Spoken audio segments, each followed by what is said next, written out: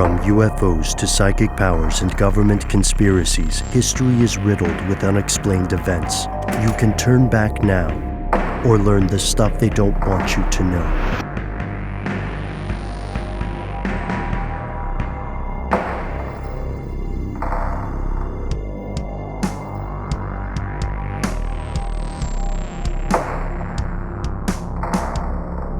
Everybody probably is at least a little bit familiar with the tragic story of the Heaven's Gate cult.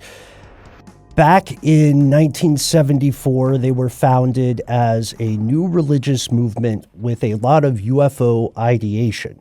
And this was a cult that had this ending point. They believed that after the Hale-Bopp comet zinged past Earth, there would be a number of spacecraft coming to retrieve the faithful. This unfortunately led to a mass suicide as members of the movement took their own lives in an effort to join those extraterrestrial craft that they thought they would meet them in a immaterial or different form. That occurred in October of 1996.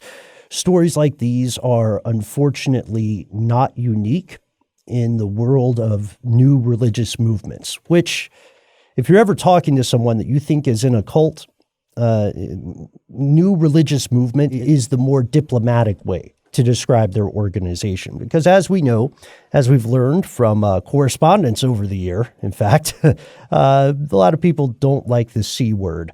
They might even dislike it more than the other C word that we refer to here in the U.S. Our story I found this when I was reading some local papers in the Pacific Northwest for a different thing. But our story starts with a report from the Mount Shasta News. This is a local paper in the area, and they had a headline that really caught me. It said, "Spiritual group compared to Heaven's Gate cult is planting roots in the Mount Shasta area." This came out today as we record, but the group itself was familiar to me from some other reading. They have a really interesting name. They're called Love Has Won. It's odd to choose that past tense for the name of a new religious movement, but it happens. Points for creativity. It is led by a person named Amy Carlson.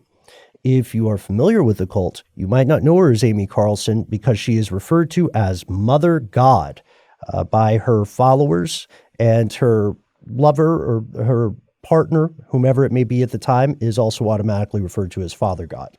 So at this time, Mother God, Amy Carlson, to everyone outside of the movement, is about 44 years old. Here's what the followers believe.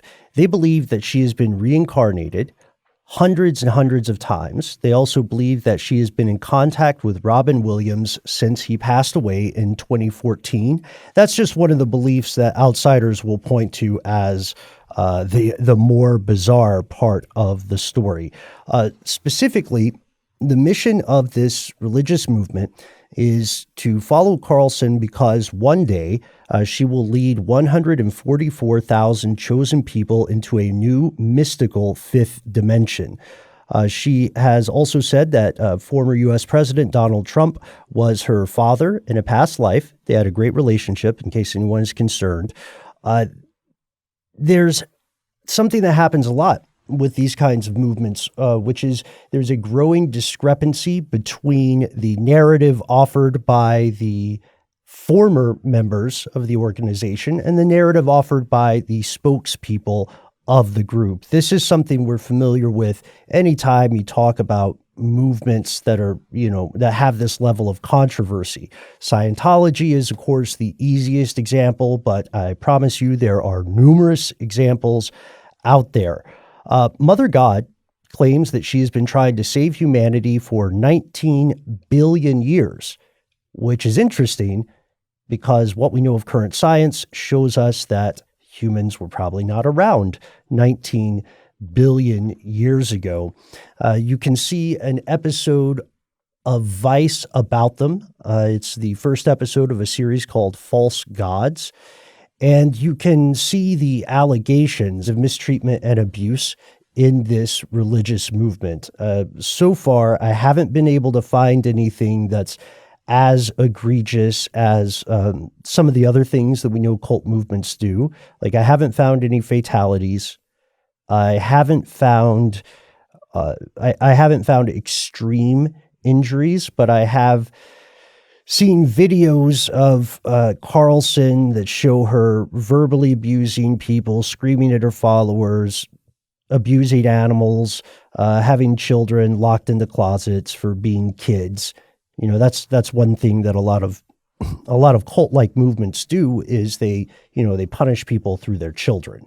It's enormously effective because that's one of the closest relationships a human being has. There have also been allegations that members are underfed, they're never paid for their work, they're never allowed to sit down. And although the movement itself, like if you hear what the spokespeople say, the movement itself is maybe a little bit more on the hippie side, but in general, they seem like really nice people who just happen to believe something different. But everything the survivors of the cult are describing is troublingly close to the guidelines we made in our earlier video about how to make a cult. They're brainwashing people, they're regimented, their free time is gone, relationships are broke down. We also see that some cures have been promised to people, and these cures are things like you can talk to Mother God on the phone, and through that phone conversation, she can cure cancer. We also see a little bit of a Hubbard-esque thing here, because Hubbard would not allow, drug and alcohol abuse, but he didn't practice what he preached. Mm-hmm. Oh, can I take a tangent really quickly and get right back to here? Please Absolutely. do. Okay, we had a listener voicemail that I just heard. I went through a couple of them today, and someone left a message asking us if we knew anything about a bet L. Ron Hubbard made with some other person at a bar about whether or not he could begin a religious movement that would function as a tax haven and bring him great wealth. Seems a little on the nose, doesn't it? Well, yeah, I had not heard, I've not seen any evidence of that. I think if there were evidence of that was, blatant or just out there in the public sphere, then that would be a big issue, or it would be just completely, denied and pushed away. But anyway, just putting that out there. I've heard that. I've heard a couple of versions of that anecdote, enough to convince me that at least several times in conversation, he had made statements about, about how the real money was in not writing fiction, but in starting a religion, right? For the tax purposes and other side benefits of being a religious figure that we've named earlier. So we know we talked about in conversation. As far as a specific bet, I am not aware. I haven't found proof of that, but I've heard that story before. I haven't found a good source for that yet. But maybe it could have happened. So we see some parallels in Scientology, in the world of Scientology, and L. Ron Hubbard in specific. But again, we see a lot of parallels in this genre of religious movement in general. When it comes down to the psychological aspects of most new religious movements, they're not very different at all. There's a Mad Lib mythology, right, where you can slot in one thing, slot out another. But when it comes to how people are treated, it's often going to be the same negation tactics. You want to diminish people. You want to make them feel less than, and that you're their only hope. And you want to find like little things that you can use to like try to make them feel as though they are somehow inferior. And the sad part about these sorts of approaches is, unless someone is expecting them, if they make the mistake of trusting you, then they can be effective. And this goes into another commonality that we should probably talk about a little bit. Like Heaven's Gate comparisons. Those are a good headline grabber, but they lead us into, I would argue, a conversation about language. Language is another wall you put up around a group to isolate them. And Matt, this is something that stuck out to you as well, right?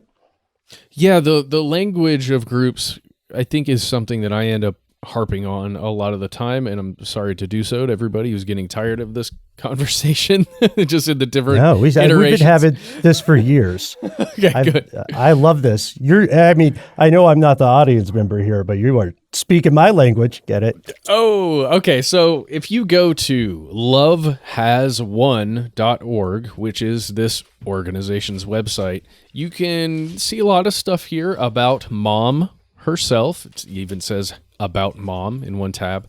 There's another tab that you can click on that says 5D updates.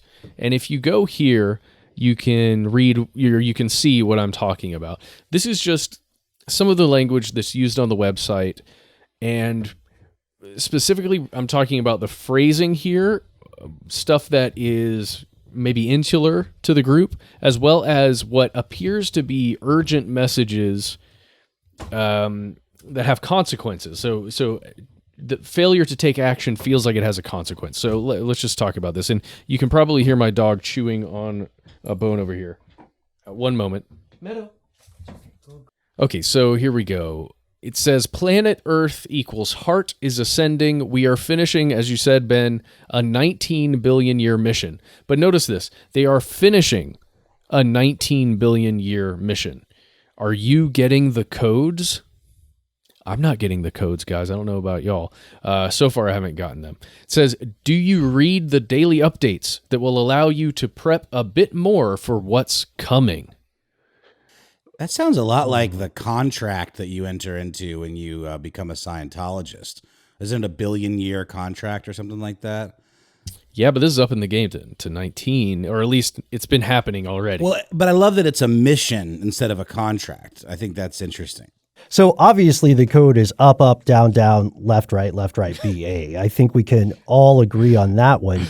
The interesting distinction here, I would say, is that this is what's drawing the Heaven's Gate comparison, that by their own official statements, they are at the end of the mission. What does the end of the mission mean? Is this in some way baking in its own finishing line? And if so, what happens when you cross that finishing line? It's dangerous because, and there are places like Cult Watch and nonprofits that try to keep an eye on these things. But the issue is that when you join an organization like this, you are brought in through a series of very well thought out strategies, like the infamous love bomb, where people tell you that you're the greatest. And then you start getting support that maybe you never had in your pre-cult life. And then the cracks begin to show, right? You see that there is a careening abuse problem here. Apparently there are multiple reports of abusive behavior and drinking. And another thing that has some observers worried about this possibly going sideways is that Carlson's health is in decline. Authorities don't know her location either. So she's kind of going off the grid. And when you have a messianic figure like this, when they decide that their life is ending, sometimes their teachings change in a way that isn't always great. Or when they decide their organization is ending, these change in a way that isn't always great for the followers. Right now, this is very small. I think they have 20-something full-time members. So this is a very close, insular group. But it's something that I wanted to bring attention to today because, fellow conspiracy realists, there are so many more groups like this in the U.S. and abroad than you might believe exist. There are cult deprogrammers who have tried to put this in the perspective of the larger context of modern new religious movements in the West. But the problem here is you can't really predict what's going to happen. The full-time followers are all over 18. They're legally adults, so you can't stop them from following this person that they believe is their mom. She says this is part of her. She phrases it, the leader phrases it in a very, it's not supposed to sound threatening. Let me just read the quote that she says in one of these videos. Let me know what you all think. She says, this 534th reincarnation is her, quote, quest to recover my beloved planet, the center of the universe, and the first planet I created. The planet is ascending, and you need to reconnect with the prime source creator, me. Yeah, she does say that. That's a quote they've even got on their Dr. website Phil. when you click on About Mom. So this is her quote. Yeah. Oh, and did you read about the dark forces kidnapping my planet? Did you read that part? We haven't read that part yet. So apparently Mother God has had it up to some metaphysical here with dark forces kidnapping her planet and her children, and that's what brought her to reincarnate in the flesh. Again, your spiritual beliefs are your own, and we're not fans. I'm not a fan, definitely, of people telling you what to believe. So do as you will, as long as you're not hurting someone else. But the problem here is this situation looks pretty unsustainable. So at this point, the residents of Mount Shasta are worried. Some family members of people who have joined the movement are worried. And the things that people who have left the movement are saying absolutely do not match what is being presented on their official website or by their spokespeople. With this in mind, I would file this under keep an eye on it. I hope this does not become another Heaven's Gate. But of course, it is unfortunately difficult to tell all too often. If you are listening to this and you have experiences with what you later learned was a cult, we'd love to hear from you. 1-833-STD-WYTK, conspiracy at iHeartRadio. And if you or a loved one are struggling to extricate yourself from a movement like this, if you feel it's bad for you psychologically, spiritually, or physically, please remember that there are resources available to help you leave these harmful organizations. If harmful to you they are, I would recommend cult-escape.com.